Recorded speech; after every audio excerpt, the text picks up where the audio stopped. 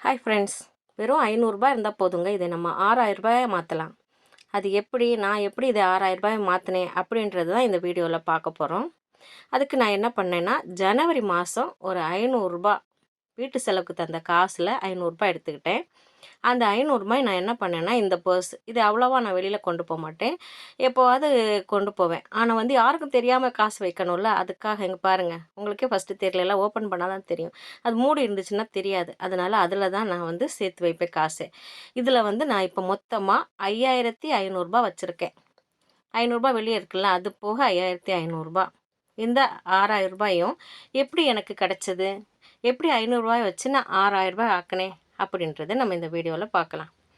ஜனவரி மாதம் வீட்டு செலவுக்கு தந்த காசில் ஒரு ரூ. 500 எடுத்து நான் அந்த பர்ஸில் வச்சுட்டேன். ஏன்னா ரூ. 500 நம்ம எடுத்து வைக்கும்போது பெருசாக எந்த இதுவும் இடிக்காது செலவுக்கு. அதனால வந்து நான் ரூ. 500 தான் எடுப்பேன். நிறைய காசு வந்து நம்ம சேர்த்து வைக்க முடியாது. ரூ. 1000 எடுத்தோன்னா அது கொஞ்சம் நமக்கு வீட்டு செலவுக்கு இடிக்கும்.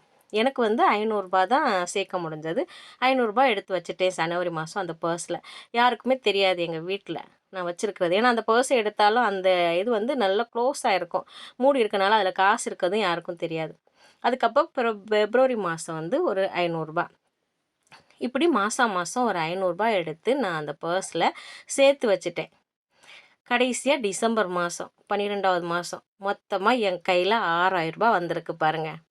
இப்போ இந்த ரூ. 6000 நம்ம ஏதாவது ஒரு செலவு பண்ணலாம். நமக்கு எப்போவாது தேவைப்பட்டுச்சுன்னா கூட அதுலேருந்து எடுத்துக்கலாம். எடுத்துகிட்டு முடிஞ்சால் நம்ம திரும்பி வச்சிடணும்.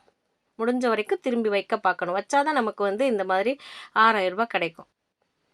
நான் வந்து ரூ. 500 தான் சேர்த்து வச்சேன். நீங்கள் உங்களால் முடியும்னா இதை விட அதிகமாக கூட சேர்த்து வைக்கலாம். ரூ. 500, ரூ. 1000, ரூ. 600, ரூ. 700 எவ்வளோ உங்களால் வைக்க முடியுமோ அவ்வளோ மாதம் மாதம் சேர்த்து வச்சிங்கன்னா உங்களுக்கும் கடைசியில் ஒரு அமௌண்ட் வரும்.